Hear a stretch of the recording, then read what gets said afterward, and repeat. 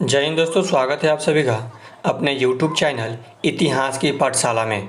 दोस्तों आज हम इस वीडियो में बिहार पुलिस कांस्टेबल का जीएस का प्रीवियस ईयर क्वेश्चंस को कवर करेंगे, जो कि बिहार पुलिस कांस्टेबल के 8 मार्च 2020 के द्वितीय पाली की परीक्षा में पूछा गया था। तो दोस्तों आप इस वीडियो में अंत तक बने रहें। यदि आप इस चैनल पर नए हैं तो चैनल को सब्सक्राइब करें और वीडियो को लाइक करें। दोस्तों आज का क्लास स्टार्ट करते हैं और देखते हैं आज का हमारा पहला प्रश्न क्या है। दोस्तों आज का जो हमारा पहला प्रश्न है कि भारत का सबसे अधिक लीची का उत्पादक राज्य है। दोस्तों भारत का सबसे अधिक लीची का जो उत्पादक वाला जो राज्य है वो बिहार है। कौन है दोस्तों? बिहार है। तो बिहार जो है इसका राइट आंसर होगा, यानी कि ऑप्शन नंबर ए जो है इसका राइट आंसर होगा। फिर देखते हैं अगला प्रश्न। अगला प्रश्न है कि ब्रायोफाइटा पादप सामान्यतः पाए जाते हैं। ब्रायोफाइटा पादप सामान्यतः पाए जाते हैं। दोस्तों ब्रायोफाइटा जो है नम अवक्षयदार आवासों में पाए जाते हैं। किसमें दोस्तों? नम अवक्षयदार आवासों में पाए जाते हैं, यानी कि ऑप्शन नंबर सी जो है इसका राइट आंसर होगा। ऑप्शन नंबर सी जो है इसका राइट आंसर होगा। फिर देखते हैं अगला प्रश्न। अगला प्रश्न है कि राज्य के राज्यपाल के अध्यादेश जारी करने की शक्ति प्रयुक्त की जा सकती है। राज्य के राज्यपाल के अध्यादेश जारी करने की शक्ति राज्य के सूची पर प्रयुक्त की जा सकती है। राज्य की सूची पर प्रयुक्त की जा सकती है, यानी कि ऑप्शन नंबर ए जो है इसका राइट आंसर होगा। ऑप्शन नंबर ए इसका राइट आंसर होगा। फिर देखते हैं अगला प्रश्न। अगला प्रश्न है कि पक्षियों में तेल अथवा प्रीण ग्रंथि किस भाग में होती है? तो दोस्तों पक्षियों में तेल अथवा प्रीण ग्रंथि पक्षियों के पूरे शरीर में होती है। कहाँ होते हैं दोस्तों? पूरे शरीर में होते हैं, यानी कि ऑप्शन नंबर ए जो है इसका राइट आंसर होगा। फिर देखते हैं अगला प्रश्न। अगला प्रश्न है कि अंतःश्वसन तभी होता है जब वायुमंडलीय दाब फेफड़ों का दाब से डैश हो, यानी कि अंतःश्वसन तभी होता है जब वायुमंडलीय दाब से फेफड़ों का दाब कम हो। क्या हो दोस्तों? फेफड़ों का दाब कम हो, यानी कि ऑप्शन नंबर ए जो है इसका राइट आंसर होगा। कम जो है इसका राइट आंसर होगा। फिर देखते हैं अगला प्रश्न। अगला प्रश्न है कि निम्नलिखित में से दक्षिण भारत की सबसे ऊंची चोटी कौन सी है? निम्नलिखित में से दक्षिण भारत की सबसे ऊंची चोटी कौन सी है? दोस्तों दक्षिण भारत की सबसे ऊंची जो चोटी है वो अनाईमुडी है। कौन है दोस्तों? अनाईमुडी, यानी कि ऑप्शन नंबर बी जो है इसका राइट आंसर होगा। ऑप्शन नंबर बी इसका राइट आंसर होगा। फिर देखते हैं अगला प्रश्न। अगला प्रश्न है कि सूती वस्त्र के साक्ष्य प्राप्त हुए हैं।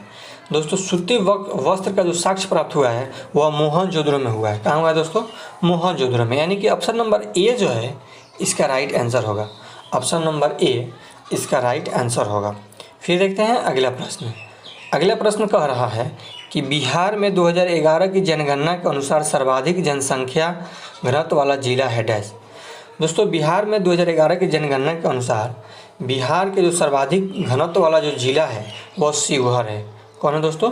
शिवहर, यानी कि ऑप्शन नंबर बी जो है इसका राइट आंसर होगा। फिर देखते हैं अगला प्रश्न। अगला प्रश्न है कि स्टेनलेस स्टील में निम्न में से कौन सा तत्व मौजूद नहीं है?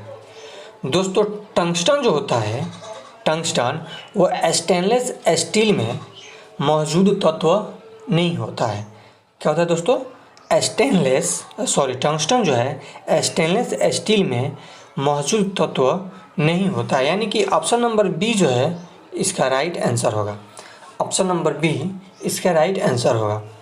दोस्तों यदि आप अपना यह बिहार पुलिस का प्रिपरेशन यदि आप कर रहे हैं और यदि चाहते हैं अपनी प्रिपरेशन को स्ट्रॉन्ग करने के लिए और अपने प्रिपरेशन को इम्प्रूव करने के लिए, तो आप इस चैनल को सब्सक्राइब करके इस चैनल से ज़रूर जुड़े, है ना दोस्तों, ताकि मैं जब भी वीडियो कोई भी लाऊं तो सबसे पहले आप तक पहुंचे, है ना। तो दोस्तों फिर देखते हैं अगला प्रश्न।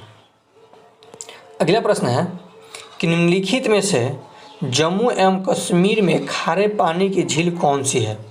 दोस्तों निम्नलिखित में से जम्मू एवं कश्मीर में खारे पानी का जो झील है वो सोमोरिरी है। क्या दोस्तों, सोमुरीरी है, यानी कि ऑप्शन नंबर सी जो है इसका राइट आंसर होगा, है ना। फिर देखते हैं अगला प्रश्न। अगला प्रश्न है कि भारत में वन्य जीव संरक्षण अधिनियम जिस वर्ष लागू किया गया वह है डैश। भारत में वन्य जीव संरक्षण अधिनियम जिस वर्ष लागू किया गया वह है डैश। यानी कहने का मतलब है दोस्तों कि 1972 ईस्वी में भारत में वन्य जीव संरक्षण अधिनियम लागू किया गया था।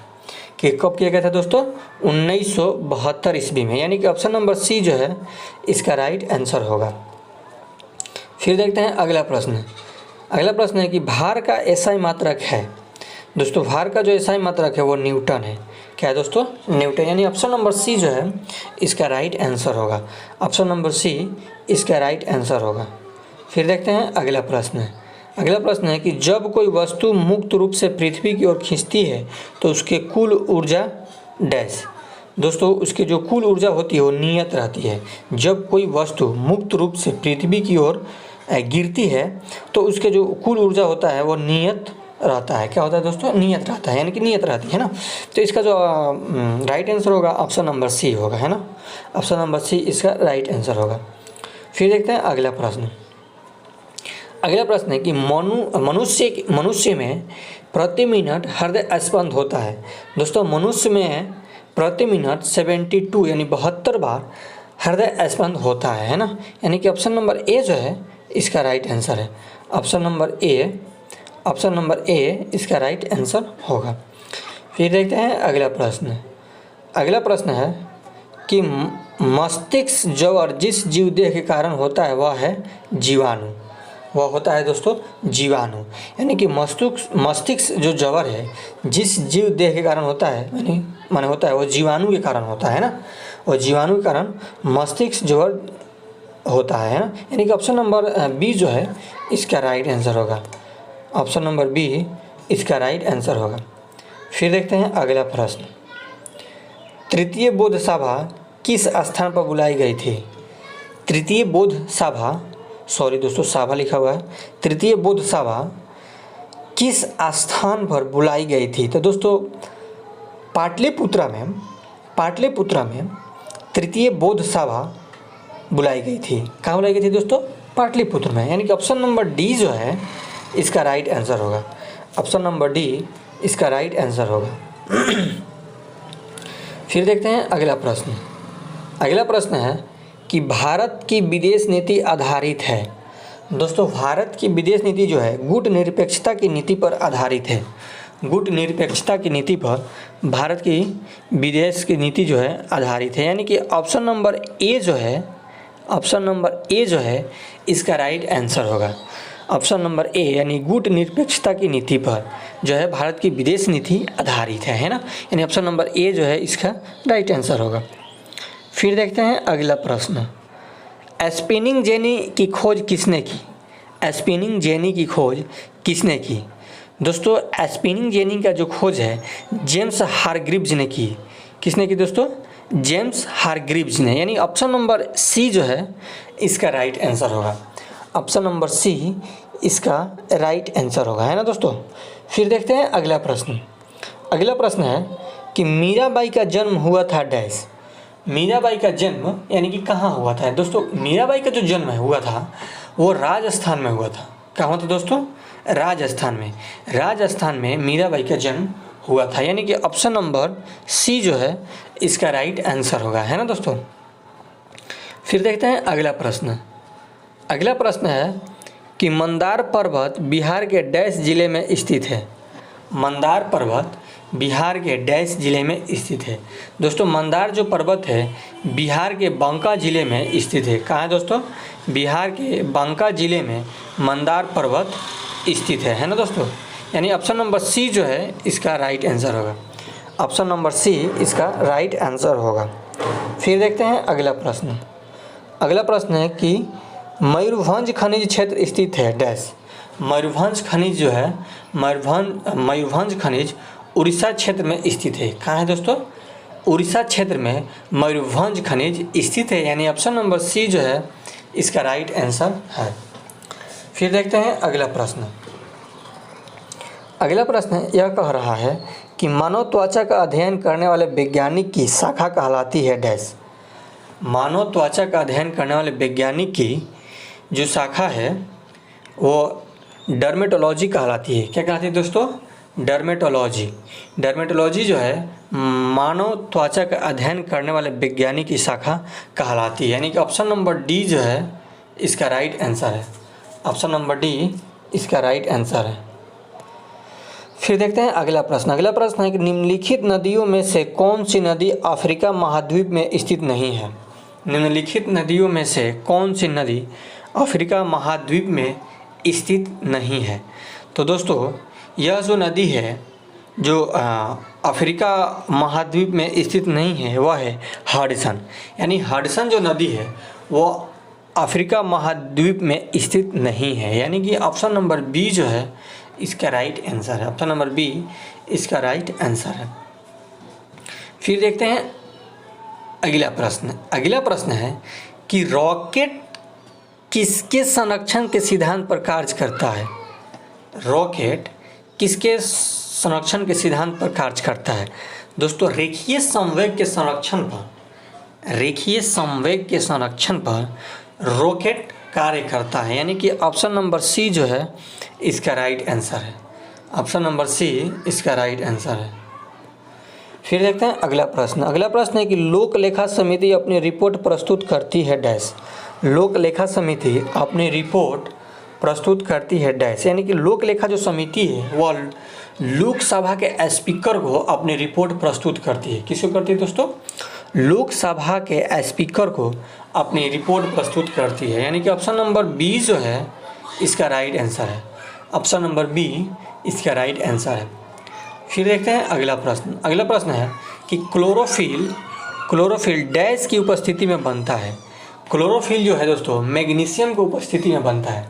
किसके उपस्थिति में दोस्तों? मैग्नीशियम की उपस्थिति में। यानी कि ऑप्शन नंबर डी जो है इसका राइट आंसर है। ऑप्शन नंबर डी इसका राइट आंसर है। फिर देखते हैं अगला प्रश्न क्या कह रहा है। अगला प्रश्न है कि राज्यपाल सरकारों का संवैधानिक प्रमुख कौन होता है? राज्य सरकारों का संवैधानिक प्रमुख कौन होता है? दोस्तों राज्य सरकारों का संवैधानिक प्रमुख जो होता है वो राज्यपाल होता है। कौन होता है दोस्तों? राज्यपाल होता है। यानी ऑप्शन नंबर बी जो है इसका राइट आंसर होगा। फिर देखते हैं अगला प्रश्न। अगला प्रश्न है कि आनुवंशिकता का जनक है डैश। आनुवंशिकता का जनक है डैश। दोस्तों आनुवंशिकता का जो जनक है वह ग्रेगर मेंडल है। कौन है दोस्तों? ग्रेगर मेंडल जो है आनुवंशिकता का जनक है। यानी कि ऑप्शन नंबर ए जो है इसका राइट आंसर होगा, है ना। फिर देखते हैं अगला प्रश्न। अगला प्रश्न है कि किस अनुच्छेद के अनुसार भारत की राष्ट्रपति द्वारा राष्ट्रीय आपातकाल की घोषणा की जा सकती है? दोस्तों अनुच्छेद 352 के अनुसार राष्ट्रपति के द्वारा राष्ट्रीय आपातकाल की घोषणा की जा सकती है। यानी कि ऑप्शन नंबर जो ए जो है इसका राइट आंसर है। ऑप्शन नंबर ए इसका राइट आंसर है। फिर देखते हैं अगला प्रश्न। अगला प्रश्न है कि भारत के संविधान में चुनाव प्रणाली का प्रावधान किन अनुच्छेदों में किया गया है? दोस्तों भारत के संविधान में चुनाव प्रणाली का जो प्रावधान है वो भारत के संविधान के अनुच्छेद 324 से 329 में 324 से 329 के प्रणाली में प्रावधान किया गया है। यानी कि भारत के संविधान के अनुच्छेद 324 से 329 में भारत के संविधान प्रणाली का प्रावधान किया गया है। यानी कि ऑप्शन नंबर बी जो है इसका राइट आंसर है। फिर देखते हैं अगला प्रश्न। अगला प्रश्न है कि पौधे में नमक युक्त मिट्टी में उगते हैं को क्या कहते हैं? दोस्तों पौधे जो नमक युक्त मिट्टी में उगते हैं उन्हें हेलोफाइट कहते हैं। क्या कहते हैं दोस्तों? हेलोफाइट कहते हैं। यानी कि ऑप्शन नंबर सी जो है इसका राइट आंसर होगा। फिर देखते हैं अगला प्रश्न। अगला प्रश्न है कि राष्ट्रीय सुरक्षा समिति का प्रावधान कौन करता है? दोस्तों राष्ट्रीय सुरक्षा समिति का जो प्रावधान है वो प्रावधान प्रधानमंत्री करता है। कौन करता है दोस्तों? प्रधानमंत्री करता है। तो दोस्तों आशा करता हूँ कि वीडियो आप लोगों को काफ़ी अच्छा लगा होगा। दोस्तों आज की क्लास में जो ये क्वेश्चन था वो 32 क्वेश्चन टोटल था जिसको हम लोगों ने कवर किया। तो दोस्तों आशा या पूरा फुल उम्मीद करता हूँ कि ये क्वेश्चन आप लोगों को काफ़ी अच्छा लगा होगा, ये वीडियो आप लोगों को अच्छा लगा होगा। अगर वीडियो अच्छा लगा तो वीडियो को लाइक करें और चैनल को सब्सक्राइब करें और अपने दोस्तों के साथ शेयर करें। फिर मिलते हैं दोस्तों नई वीडियो में, तब तक के लिए धन्यवाद।